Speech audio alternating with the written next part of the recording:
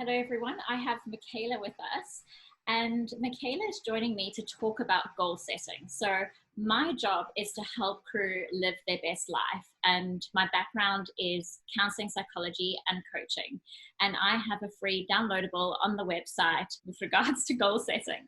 So, starting off with, why did you feel a need to download the goal setting sheet? I was going into 2019 with the intention of having a great year. I was like, I'm not going to have a mediocre year. Like, I need to do what I can. And the one way I thought I could do that was by setting some goals, because everyone always tells you set goals and action steps and all of that. And I was kind of like, oh, I don't know how to do that. Do I just like write down random like things I want? Like, what do I want? And that's actually when you happen to post your free template for the goal setting. And I was like, well, thanks, universe. Like, I got what I needed. So I did. I downloaded it, and it still took me a while to actually sit down and go through it and write it out, because sometimes it's a daunting task. I think sometimes, especially for people, is to sit and read over things and think and dig deep. But it was a great experience because I did get to sit and write down what I wanted and what I had learned. And then the beautiful thing is you can always come back to it and look at it and see how things have changed, how you've changed your goals, and just have a look back at it. Like, even reading through some of them now, I'm like, okay, that was weird, but I'm glad we did that. Well, I can't wait to hear about your goals and what you have achieved now that we're coming to the end of 2019. And Yeah. there has been significant changes in your 2019 too. So Yeah. hear about that and what 2019, what that means to you on a personal level. Okay, so we're going to start off with the first question, and with regards to the goal setting worksheet, there are, as Michaela said, there's a number of questions there, and you do need to allocate some time to do that. So I think, Michaela, you said it took you a few hours to complete. Yeah, it was a couple hours, I think, 2 hours, 3 hours. Okay. Just really sit and work through it. Yeah. So make sure that you do allocate that time, because this is really a self-care strategy as well. And clarifying what you do want is so, so important in terms of attracting your next year, so 2020.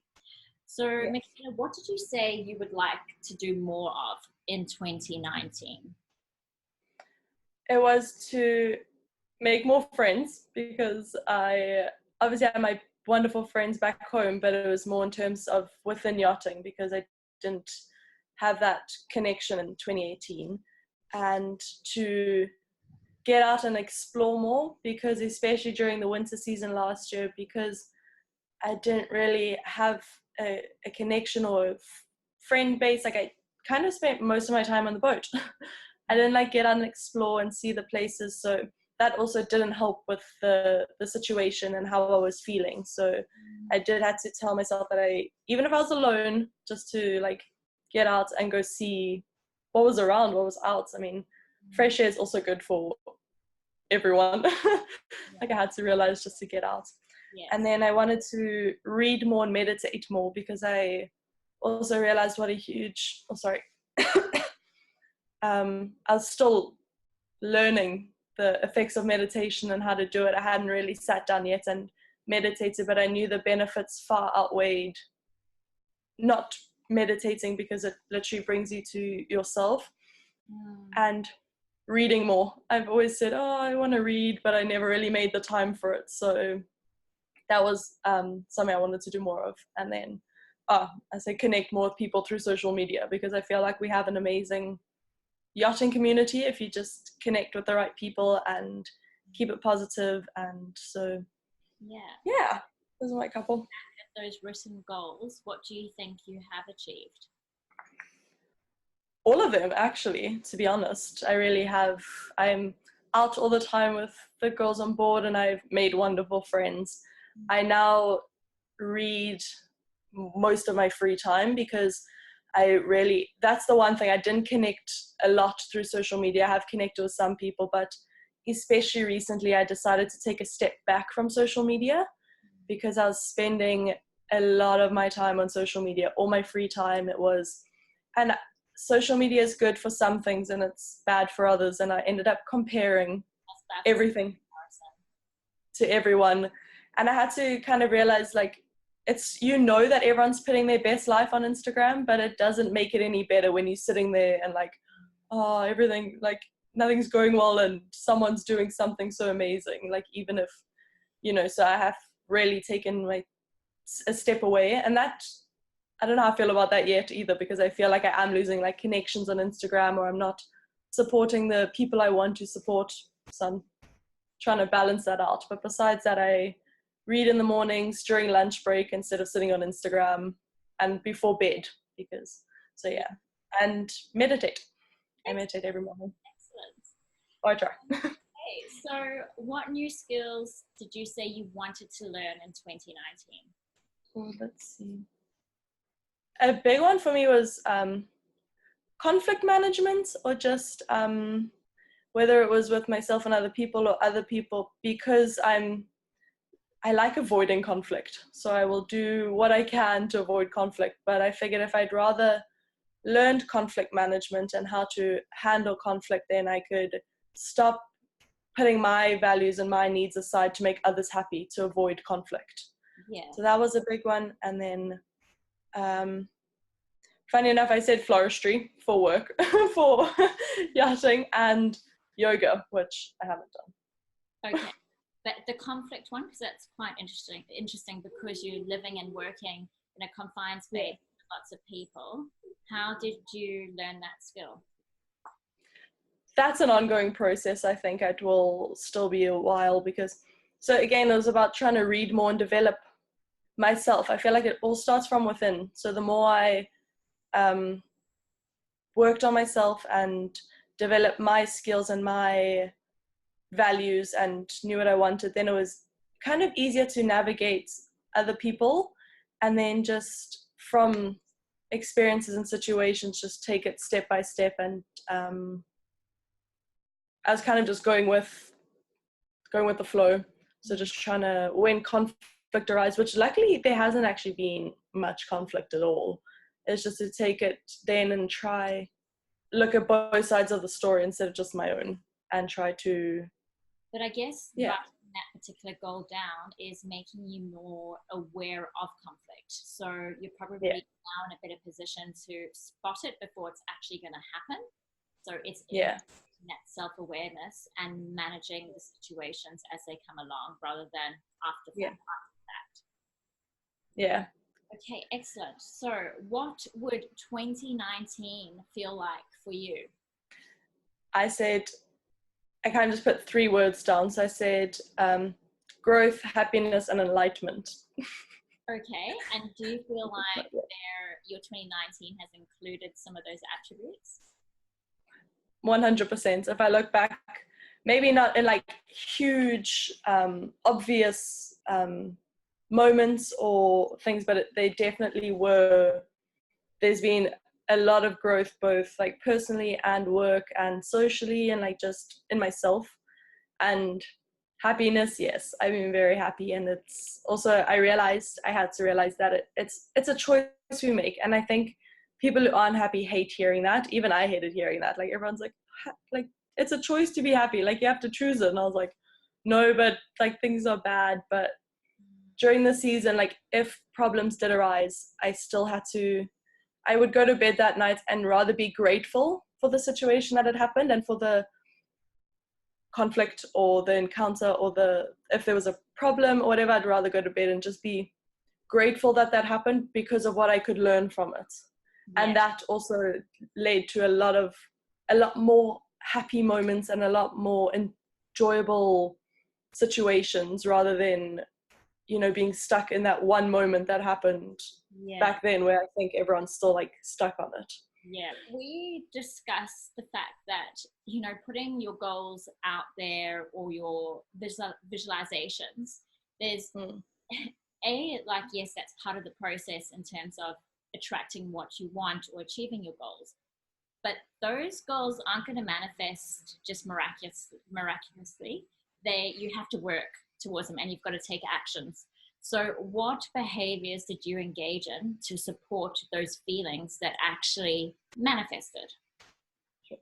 And these are like the harder questions that you think of, because it's so hard to be like, well, how do I visualize or make a feeling happen? But that's again where you have to realize that it starts from within, and it starts with working on yourself. So I said for growth that I would continuously strive to keep learning, because I feel like that's a huge one, because there's so much to learn, whether it's like in work, in life, like relationships, everything. So and I said that I was going to do that by reading.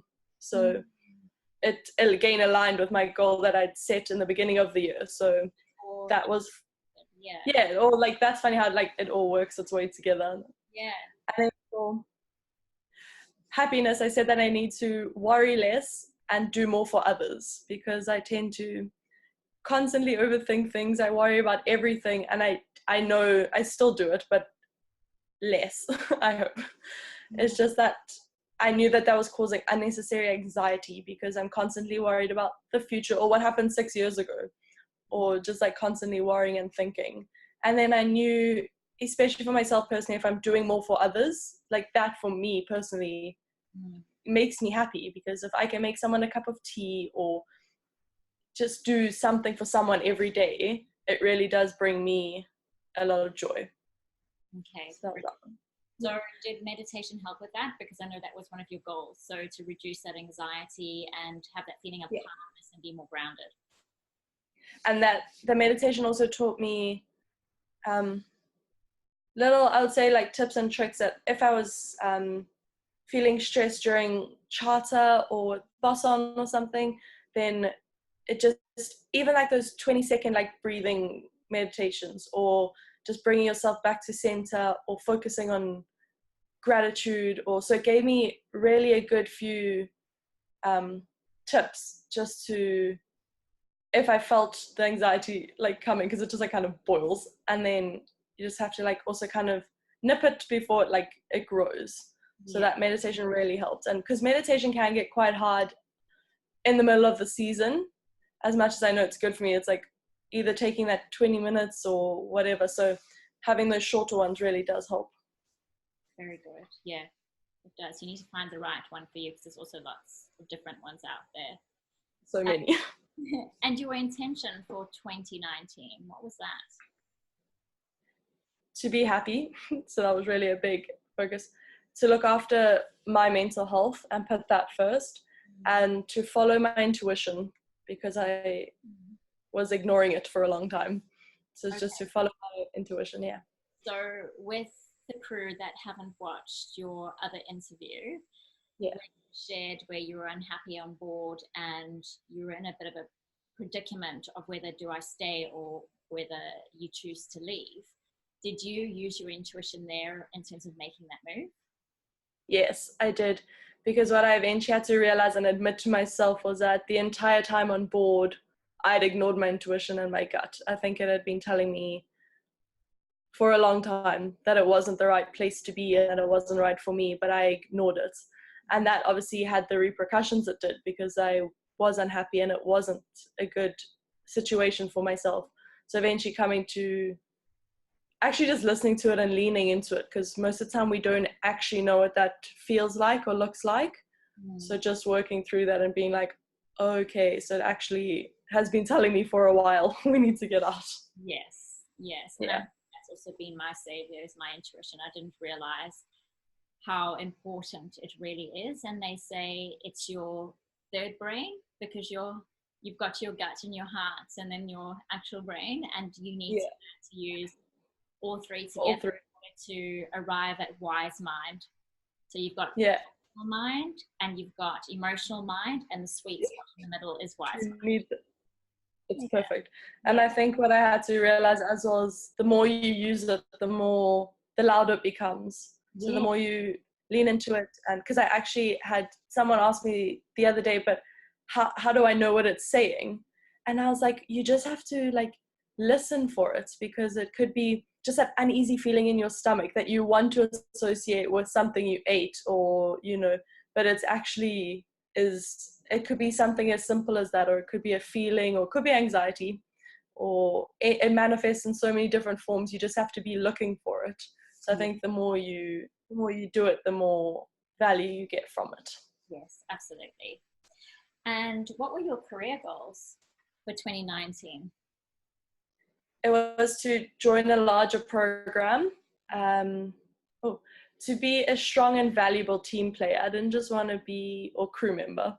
I didn't just want to be somebody who was there doing their job. Like I wanted to be valuable for the boss, for the crew, for my team. And that for me was a very big one and I wanted to develop my skills in the interior. Like I wanted to learn, I just want to learn everything I can. And I still do. Those will still be very big ones on going forward with 2020, is because I feel like the best way as well to be a valuable team member is to keep developing your skills and to keep learning.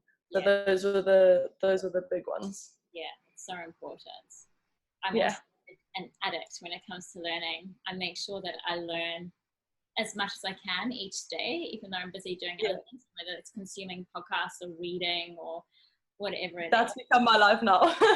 I'm constantly listening to podcasts and reading, and you just gain so much from it. And it's kind of like, well, why don't I want to do this all the time? Like, I don't want to live in my little like naive bubble of, oh, I'm fine. Like, let's just keep learning. And life's so much richer, doesn't it? Yeah.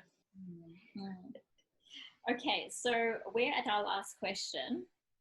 We had to be very selective in the questions that we were going to ask because there's so many.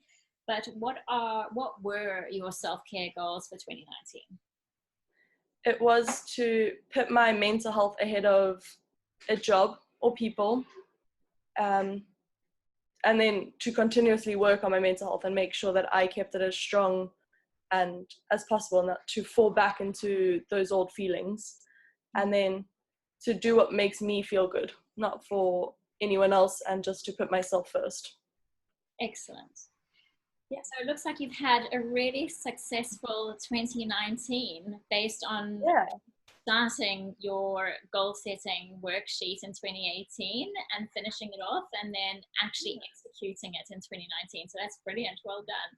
Are you intending to do the goal setting for 2020?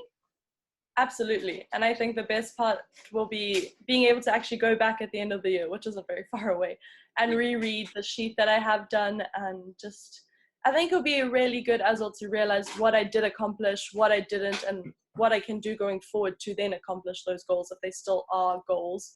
And just, I'm really excited to sit and go through this page again and then do it again for 2020, because it clearly has been very valuable and very helpful in my 2019. Amazing. Well, thank you for sharing yet again. Thank you. Of course. You're so generous with your knowledge, and it's just so helpful to everyone out there, and I hope they have the opportunity to do the same.